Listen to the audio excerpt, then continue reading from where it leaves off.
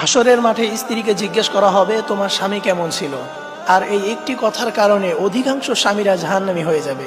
প্রিয় ভাই এবং প্রিয় বোনেরা আমার, বিশেষ করে আমার প্রিয় ভাইয়েরা, আপনার স্ত্রীকে হাসরের মাঠে জিজ্ঞাসা করা হবে যে তোমার স্বামী কেমন ছিল।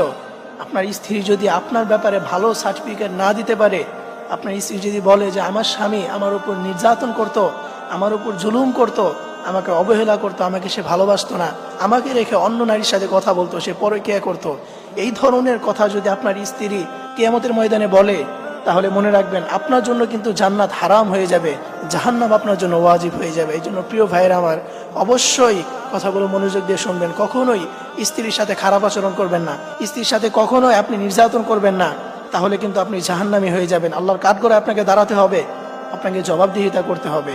আর যদি কোনো স্ত্রী স্বামীর ভালো সার্টিফিকেট দিতে পারে, কোনো স্ত্রী যদি বলে যে আমার স্বামী অনেক ভালো ছিল, আমাকে অনেক ভালোবাসতো, আমি যেটাই চাইতাম সেটাই সে শুনতো, এরকম ভালো সার্টিফিকেট যদি কোনো স্ত্রী তার স্বামীর ব্যাপারে দিতে পারে, তাহলে সেই স্বামীর আর কোনো চিন্তা থাকবে না, সেই স্বামীর জন্য জান্নাত ওয়াজিব হয়ে যাবে। সুবহানাল্লাহ।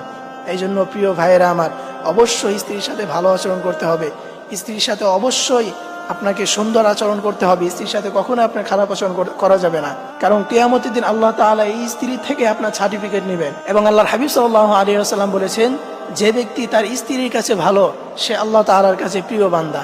এই জন্য অবশ্যই আপনার স্ত্রীর কাছে ভালো হতে হবে। আপনি যে ভালো, এই স্বীকৃতি কিয়ামতের ময়দানে আপনার স্ত্রীকে দিতে হবে। তার মানে এই নয় যে আপনি আপনার স্ত্রীকে জোর করে বলবেন যে তুই বল আমি ভালো, এটা না।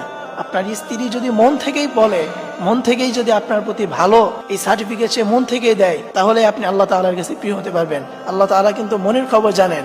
আপনি হয়তো তাকে জোর জবরদস্তি করে বলতে পারেন, দুনিয়ার মানুষের সামনে তাকে বলাইতে পারেন যে তুমি মানুষকে বলো আমি ভালো, কিন্তু আল্লাহ তাআলা কিন্তু মনের খবর জানেন।